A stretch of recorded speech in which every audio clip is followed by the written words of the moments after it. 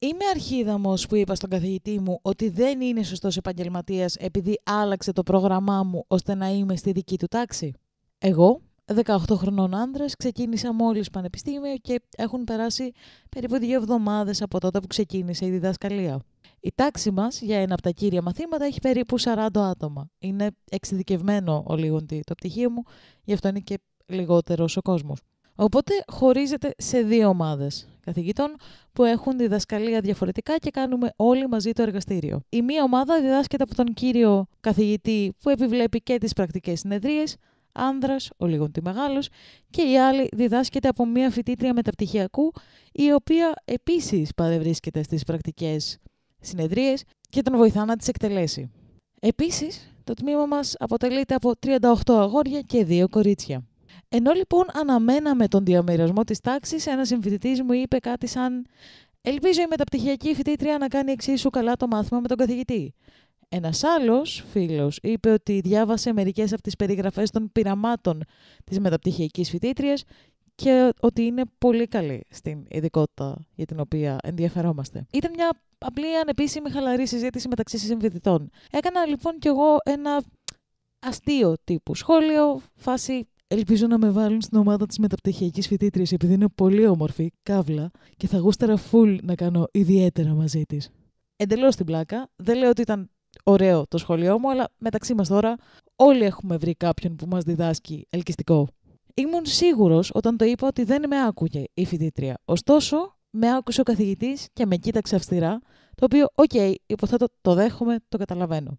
Τέλος πάντων, αργότερα, όταν πήγα σπίτι, ανακάλυψα με χαρά ότι με είχαν βάλει στην ομάδα της μεταπτυχιακής φοιτήτριας, αλλά την επόμενη μέρα μια ειδοποίηση ήρθε στον υπολογιστή μου ότι άλλαξε το πρόγραμμα και ότι τελικά θα βρίσκομαι στην τάξη του καθηγητή. Υπέθεσα ότι ήταν απλά μια διαδικαστική συνηθισμένη αλλαγή για τεχνικούς λόγους. Ωστόσο, μετά το πρώτο μάθημα, ο καθηγητής μου ζήτησε να μείνω για λίγο πίσω και μου είπε ότι ο λόγος που με επανατοποθέτησε στη δική του ομάδα ήταν λόγω των απαράδεκτων σχολείων που έκανα για τη μεταπτυχιακή φοιτήτρια. Τελικά, η φοιτήτρια αυτή ήταν μαθήτριά του που δουλεύει σε δικό του μεταπτυχιακό πρόγραμμα και πιθανότατα ένιωσε ότι πρέπει να την προστατεύσει. Άρχισε να μου εξηγεί το πόσο εντελώς απαράδεκτο ήταν το να κάνω αυτού του είδους τα σχόλια για το προσωπικό σε ένα δημόσιο χώρο διδασκαλίας. Βγαίναμε από την αίθουσα διαλέξεων όταν έκανα το συγκεκριμένο σχόλιο. Ζήτησα συγγνώμη, αλλά του είπα ότι ήταν αντιεπαγγελματικό το ότι μου άλλαξε τάξη για ένα απλό αστείο. Και το αστείο μου δεν ήταν και τόσο κακό, καθώς η μαθήτρια είναι μόλις μερικά χρόνια μεγαλύτερη από εμάς, η μεταπτυχιακού. Η δικαιολογία μου είναι ότι αν είσαι νεαρός διδάσκων σε ένα περιβάλλον με πολλά αρσενικά, μαθαίνεις να αγνοείς τα σχόλια από ανόητους αστείους τύπους σαν και εμένα. Δεν είμαι περήφανος για το σχολείο μου, αλλά τον κατηγόρησε ότι έκανε τον υπότι για εκείνη και ότι δεν θα το είχε καν μάθει η ίδια αν δεν της το είχε αναφέρει αυτός. Οπότε, αν κάποιος την έκανε να νιώθει άβολα, είναι ο ίδιος ο καθηγητής. Ο καθηγητής μου απάντησε ότι εγώ είμαι αυτός που θα πρέπει να μάθει να συμπεριφέρεται σαν να βρίσκεται σε ένα σεβαστό πανεπιστήμιο και μου είπε ότι θα με καταγγείλει στον Πρίτανη αν ξαναπώ κάτι τέτοιο μπροστά του. Οι φίλοι μου γενικά συμφωνούν μαζί μου ότι είναι υπερβολικός, ωστόσο όταν ανέφερα το ζήτημα στην αδελφή μου, πήρε το μέρος του καθηγητή. Είμαι λοιπόν ο αρχίδαμος? Ναι, είναι και εδώ ο αρχίδαμος της ιστορίας. Ξεκάθαρα. Γιατί, όπως και να έχει, είσαι σε ένα χώρο ο οποίος θέλει μια προσοχή. Πέρα από αυτό. Το να κάνεις ένα τέτοιο απρεπές και ανάρμοστο σχόλιο και άστοχο, ακόμα και να το κάνεις τόσο στην πλάκα, που. Τι πλάκα τώρα είναι αυτό, δεν το θεωρώ κι εγώ πλάκα αυτό. Ναι, το κομμάτι. Δεν είναι αστείο. Δεν πάβει όμως να είσαι σε ένα χώρο ο οποίος θέλει όντως προσοχή και απαιτεί κάποιο είδους σεβασμό. Όχι, ξέρετε, δεν είναι μόνο το ότι απαιτεί ο χώρος σεβασμό. Δεν έχει να κάνει με το χώρο. Έχει να κάνει με το ότι σεβόμαστε τους ανθρώπους γενικά. Τύπου, ρε παιδάκι μου, όσο όμορφη και να είναι η καθηγήτρια, που το δέχομαι και εγώ έχει τύχει να διδάσκομαι από ανθρώπους που βρίσκω ελκυστικούς. Ναι, δεν θα ήμουν ποτέ. Δεν έχει να κάνει με το τέτοιο. Το να λέω ότι θέλω να με διδάξει αυτός γιατί είναι καύλα. Ναι, αυτό θα το έλεγα αργότερα στο γεγονός ότι απάντησε ότι αν δεν μου αλλάζετε θέση δεν θα το μάθανε. Που τι πάει πει αυτό? Επειδή δεν θα το μάθανε σημαίνει ότι εσύ πρέπει να κάνεις την ίδια σχόλια? Όχι. Είναι creepy. Τύπου, ρε παιδάκι μου, αφαιρείς από τον καθηγητή σου το τι είναι καθηγητής σου, το τι δεν ξέρω, το ότι έχει τις γνώσεις και τον βλέπεις σε ένα αντικείμενο που είναι απλά όμορφο. Πάλι, πάμε στην αντικειμενοποίηση. Και πέρα από αυτό, Δεν νομίζω ότι το αφαιρεί τώρα την ιδιότητα του δασκάλου. Όχι. Απλά τη βρήκε ότι είναι ωραία κοπέλα. Όχι, γυναίκα, ο τρόπος που μιλάει για αυτή και σε κάποια φάση λέει μετά ότι αν είσαι ελκυστικός καθηγητής και έχεις αρσενικά, πρέπει να ανέχεσαι τα αρσενικά να κάνουν τέτοια σχόλια. Το λέει μετά από αυτό. Σε κάποια φάση. Και λέει, όχι, είναι εκεί με την ιδιότητα της καθηγήτριας. Όχι. Το ότι είναι όμορφη δεν σημαίνει ότι πρέπει να ανέχεται τον κάθε παπάρα να τη σχολιάζει περίεργα. Ναι, άλλο το ένα, άλλο το άλλο σου λέω. Δεν ανέρει ότι είναι την ιδιότητα του δασκάλου. Εστιάζουμε στο γεγονός ότι έκανε ένα σχόλιο το οποίο ήταν απρεπές. Απρεπές με την έννοια ότι. Ρε παιδάκι μου, όταν. Ήταν ένα σχόλιο το οποίο. Και αν μην ήταν δάσκαλος ή το έκανε σε κάποιο άλλο χώρο με άλλη ιδιότητα, πάλι λάθος θα ήταν. Όχι, ξέρεις γιατί το λέω. Πάμε πάλι στο ρε παιδάκι μου, όταν. Πώς να σου το πω, όταν λες θέλει να με διδάξει αυτός γιατί είναι καύλα. Αυτομάτως του αφαιρείς την ιδιότητα. Δεν σε νοιάζει εκείνη τη στιγμή που το λες αυτό. Δεν σε νοιάζουν οι γνώσεις του. Δεν σε νοιάζει το τι έχει να σου δώσει αυτός ο άνθρωπος. Σε νοιάζει το να βλέπεις ένα ωραίο πράγμα. Αυτό εννοώ αφαιρείς την ιδιότητά του. Με αυτή την έννοια ότι ο τρόπος σκέψης σου έχει να αυτό κάνει με την εμφάνιση. Και σε άλλα επαγγελμάτα. Σαν μου λες ότι πάω εγώ στο γραφείο και λέω θέλω να μπω σε αυτό το γραφείο γιατί αυτή εκεί πέρα είναι καύλα. Ναι, που δεν πάω πάλι με το σκοπό να μου μάθει τη δουλειά επειδή μπορεί να έχει γνώσει τα λοιπά. Πάω επειδή είναι ωραία. Αν αυτός είναι ο τρόπος σκέψης σου, ναι. Αφαιρείς την. Γεια σου, Κέντρεξ. Αν αυτός είναι ο τρόπος σκέψης σου, ναι. Αν πας με αυτή τη λογική, ναι, αφαιρείς τον όποιο επαγγελματισμό από αυτή τη σχέση και πας με την έννοια ότι πας εκεί για να βλέπεις μια ωραία τύπισσα. Ναι, ότι αυτό θέλω να πω. Ότι αυτό ισχύει για. Ναι, απλά θέλω να σου πω ότι με αυτή την έννοια λέω ότι της αφαιρεί την ιδιότητα του καθηγητή, της καθηγήτριας. Τη βλέπει ως κάτι όμορφο που είναι εκεί για την εκάβλα. Με αυτή την έννοια. Από εκεί πέρα και καλά έκανε και ο καθηγητής, ο οποίος έχει και την εξουσία εισαγωγικά, καλά του έκανε και το άλλαξε. Εντάξει. Ξεκάθαρα καλά έκανε και το άλλαξε. Γιατί ρε παιδάκι μου, ναι, πες το, αν ήμουνα στη θέση του και άκουγα έναν άνθρωπο. Και επίσης το εξήγησε. Ναι. Δεν είναι ότι απλά. Αν έμενε στο γεγονός ότι απλά με άλλαξε, χωρίς να μου πει κάτι. Ναι, δεν θα το καταλάβαινε ποτέ. Ναι, δεν το καταλάβαινε και θα μου σφάσει. Ο καθηγητής γιατί το εξήγησε ακριβώς, γιατί το έκανε. Όχι, το εξήγησε, το θεωρώ πολύ καλό γιατί ξέρεις. Αν ήταν ένας φυσιολογικός άνθρωπος το παιδί, θα μπορούσε να τον βάλει στη σκέψη ότι ήταν όντως creepy αυτό που είπα. Επέλεξε να είναι ηλίθιος. Ελπίζω πως θα το ξεπεράσει μεγαλώνοντας, δεν ξέρω, 18 χρονών. Εντάξει, να μην το κρίνουμε εισαγωγικά και τόσο αυστηρά, δεν ξέρουμε κι άλλο υπόβαθρο. Η συγκεκριμένη ενέργεια και πράξη ήταν μαλακία. Είναι full λάθος. Όταν λέω επέλεξε να είναι ηλίθιος, εννοώ ότι επέλεξε να είναι ηλίθιος σε αυτό που μας περιγράφει. Ναι, μπορεί όντως γενικά σαν άτομο να είναι κομπλέ και απλά. Εκείνη τη στιγμή φέρθηκε μαλακισμένα, φέρθηκε πολύ άστοχα και δεν το κατάλαβε. Βάζω αυτό το σε εισαγωγικά σε παρένθεση.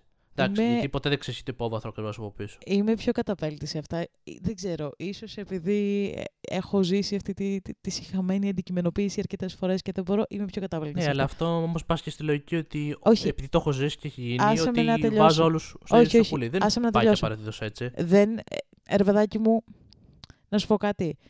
Δεν νομίζω ότι το κατάλαβε και δεν νομίζω ότι δεν είναι ηλίθιος γενικά, γιατί αν το καταλάβαινε, αυτή εδώ η ιστορία δεν θα υπήρχε στο Reddit. Δεν το ξέρεις αυτό. Είσαι πολύ απόλυτη σε αυτό το κομμάτι. Δεν είμαι απόλυτη. Το έγραψε για να πάρει θετικές απαντήσεις. Όλοι όσοι γράφουν στο Reddit το γράφουν για να πάρουν. Διαβάζεις αυτή τη στιγμή μια ιστορία, τη διαβάζεις θεωρώντας ότι γράφτηκε τώρα. Όχι, και έγινε ένα γεγονός τώρα. Το μετά.